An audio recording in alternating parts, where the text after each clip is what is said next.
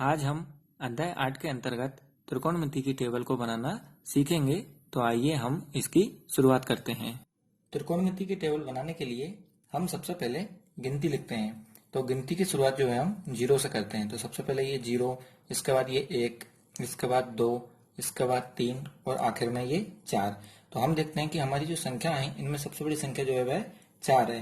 तो हम क्या करेंगे कि 4 से इन सब में भाग दे देंगे। तो यहाँ पर हो गया ये 4/4, यहाँ पर हो गया ये 3/4, यहाँ पर हो गया ये 2/4, यहाँ पर हो जाएगा ये 1/4 और यहाँ पर हो जाएगा ये 0/4। हमने क्या करा, सबसे पहले 0, 1, 2, 3, 4 तक गिनती लिखी और सब में 4 से भाग दे दिया। अब भाग देने के बाद जिन संख्याओं में भाग जा रहा है उन्हें हम काट देंगे। तो ये 0/4 आपस में कट नहीं रहा है तो इसे हम छोड़ देंगे।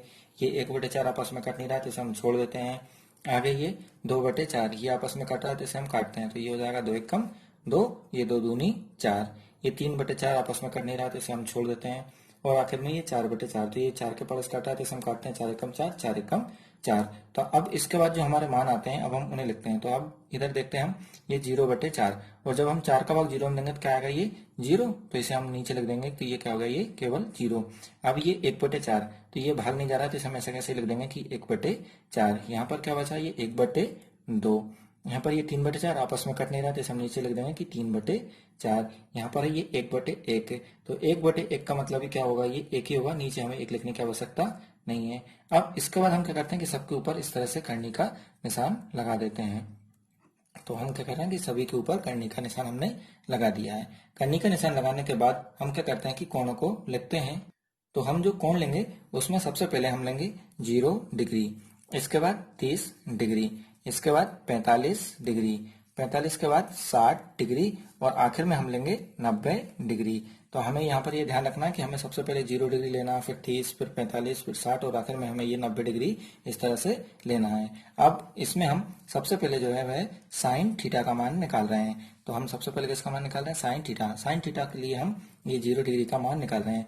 तो यहाँ पर देखते हैं हम ये करनी 0, तो करनी 0 का मान क्या हो जाएगा, हमें ये 0 ही प्राप्त होगा। यानी कि साइन 0 डिग्री का मान हमें कितना प्राप्त हो रहा है, ये 0 प्राप्त हो रहा है। अब इधर हम देखते हैं ये कि 1/4 और दोनों के ऊपर ये करनी है। तो करनी 1 का मान कितना हो जाएगा, 1 और नीचे करनी 4, तो करनी 4 का मान कितना हो जाएगा, ये 2।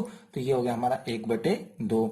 आगे इधर करनी 1, तो करनी 1 का मान 1 ही हो जाएगा और नीचे ये करनी 2, तो ये करनी 2 तो बाहर नहीं निकलेगा तो इसे हम ऐसा कैसे लिख देंगे कि ये करनी 2।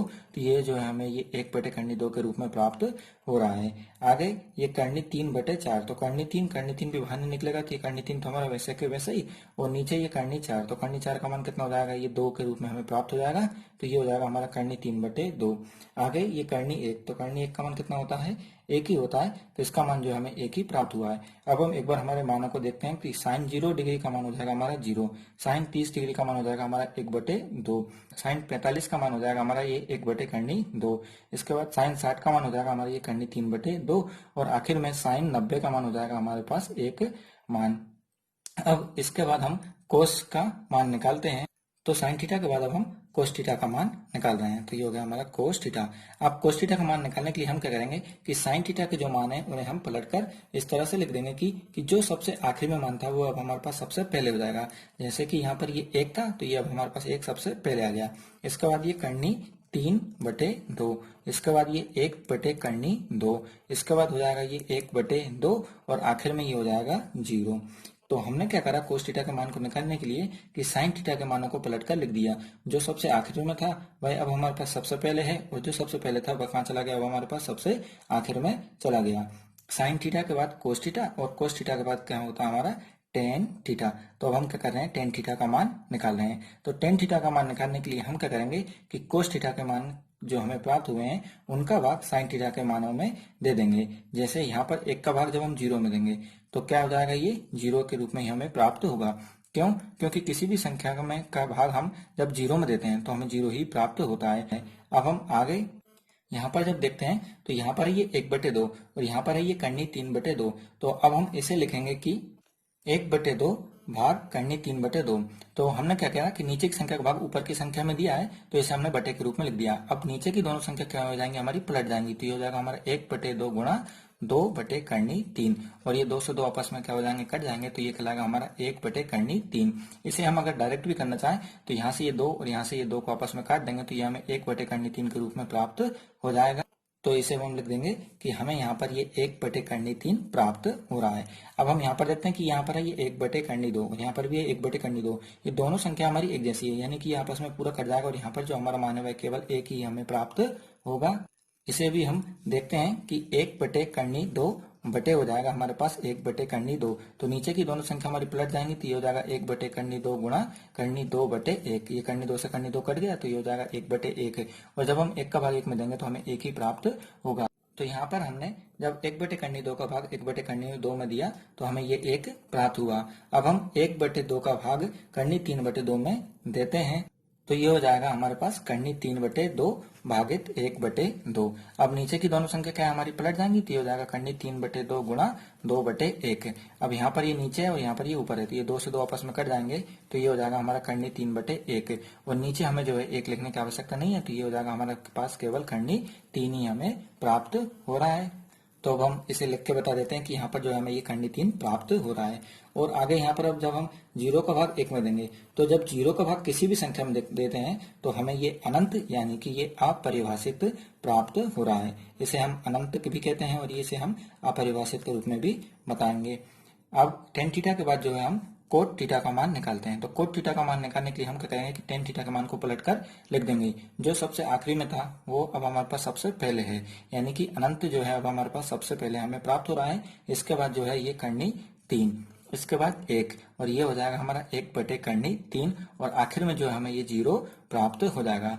तो tan थीटा के बाद हमने कोट थीटा के मानों को निकालने के लिए क्या करा कि tan थीटा के जो मान थे उन्हें हमने पलट कर लिख दिया कि यहाँ पर अनंत था तो अनंत अब हमारे पास सबसे पहले आ चुका है और जो सबसे पहले था 0 वो है हमारे पास सबसे आखिर में जा चुका है। अब कोट थीटा के बाद हम sec थीटा के मान को निकालेंगे। तो sec थीटा के मान को निकालने के लिए हम cos थीटा के मानों को पलट कर लिख देंगे। अब पलटने से मतलब है हमारे पास जो संख्या है उन्हें हम इस तरह से लिखेंगे कि यहाँ पर देखते हैं हम 1 है तो 1 के नीचे कुछ नहीं है तो हम कितना लिख देंगे ये 1 है। अब 1/1 को जब हम पलट कर लिखेंगे तो भी ये 1/1 के रूप में ही हमें प्राप्त होगा, यानी कि इसका मान हमें केवल 1 के रूप में ही प्राप्त हो रहा है। तो यहाँ पर तो जो है हमें 1 ही प्राप्त हो रहा है, लेकिन यहाँ पर हम देखते हैं ये 2 नीचे है और ऊपर कितना है 3। तो जब हम इसे पलट कर लिखेंगे तो ये हो जाएगा हमारे पास 2/3, यानी कि जो संख्या नीचे थी अब वो हमारे पास ऊपर चली गई है और ऊपर की संख्या को हमने यहाँ पर ये नीचे के रूप में लिखकर बता दिया है। अब यहाँ पर ये 2/1 हमें प्राप्त हो जाएगा। ये 1 कितना है 2 है तो ये हो जाएगा हमारे पास 2/1, लेकिन नीचे हमें 1 लिखने की आवश्यकता नहीं होती इसलिए हम 1 को क्या करेंगे छोड़ देंगे। ठीक इसी प्रकार से यहाँ पर है ये 1/2 तो ये हमारा पलट कर हो जाएगा ये 2/1, लेकिन नीचे हमें 1 लिखने की आवश्यकता नहीं है इसलिए हम 1 को यहाँ से क्या करेंगे छोड़ देंगे। लेकिन यहाँ पर हम देखते हैं कि यहाँ पर क्या है ये 0 है तो 0 के नीचे जब कोई संख्या नहीं है तो हम लिख देंगे 0/1, लेकिन जब हम इसे पलट कर लिखेंगे तो ये हो जाएगा हमारे पास 1/0 और जब हम 0 का भाग 1 में देंगे तो ये कहलाएगा हमारे पास अनंत। क्यों? क्योंकि 0 का भाग अगर किसी भी संख्या में देते हैं तो ये क्या कहलाएगा अनंत कहलाएगा। तो हम जब 0 को पलटेंगे तो इसे कैसे पलटेंगे कि 0 के नीचे सबसे पहले हम लिख देंगे 1 और जब हम इसे पलटेंगे तो ये 1/0 के रूप में हमें प्राप्त होगा और जब हम 0 का भाग 1 में देंगे तो ये हमें क्या प्राप्त हो जाएगा अनंत प्राप्त हो जाएगा। तो अब हम यहाँ पर लिख देते हैं कि हमारा जो मान है वह हमें अनंत के रूप में प्राप्त हो रहा है। तो sec थीटा के मान के लिए हमने क्या करा कि cos थीटा के मानों को पलट कर लिखा है। ये 1 था, 1 के नीचे कोई नहीं था तो भी 1 ही होगा तो ये 1/1 भी हमें 1 के रूप में ही प्राप्त होगा। ये 2/3 के रूप में हमें प्राप्त हो जाएगा। ये केवल 2 के रूप में प्राप्त होगा। नीचे हमारे पास ये 1 होगा तो 1 हमें लिखने की आवश्यकता नहीं है इसलिए हम केवल क्या लिखेंगे 2। यहाँ पर हम देखते हैं ये 1/2 है तो ये हो जाएगा हमारे पास 2/1, 1 नीचे लिखने की आवश्यकता नहीं है तो केवल ये कितना हो जाएगा 2 और ये 0 तो 0 के नीचे कुछ नहीं है तो 1, इसे जब हम पलटेंगे तो ये हो जाएगा 1/0 और 0 का भागा जब हम किसी भी संख्या में देते हैं तो हमें अनंत के रूप में वह संख्या प्राप्त हो जाएगी। अब sec थीटा के बाद जो हम अगला मान निकालेंगे वह हो जाएगा हमारे पास cosec थीटा। तो cosec थीटा के मान को निकालने के लिए हम क्या करेंगे कि sec थीटा के मान को पलटकर लिख देंगे, यानी कि जो संख्या हमारे पास सबसे आखिर में थी अब वह सबसे पहले हमें प्राप्त हो जाएगी। तो इसे हमने लिखकर बता दिया है कि अनंत जो था वह सबसे आखिर में था। अब अनंत हम देखते हैं कि हमारे पास सबसे पहले हमें प्राप्त हो रहा है। इसके बाद ये कितना हो जाएगा ये केवल 2, इसके बाद ये 2 और इसके बाद ये हो जाएगा 2/3 3 और ये 1 जो है वो अब हमारे पास सबसे आखिर में हमें प्राप्त हो जाएगा। तो हमने क्या कह रहा कि कोसेक थीटा के मान को निकालने के लिए सेक थीटा के मानों को पलट कर लिख दिया कि अनंत जो था हमारे पास सबसे आखिर में था, अब हमें सबसे पहले प्राप्त हो रहा है, और 1 जो हमें सबसे पहले प्राप्त हो रहा था वह अब हमें सबसे आखिर में प्राप्त हो रहा है। तो यही थी हमारी ट्रिग्नोमेट्री की टेबल। हम उम्मीद करते हैं कि आपको ये हमारी टेबल समझ में आई होगी।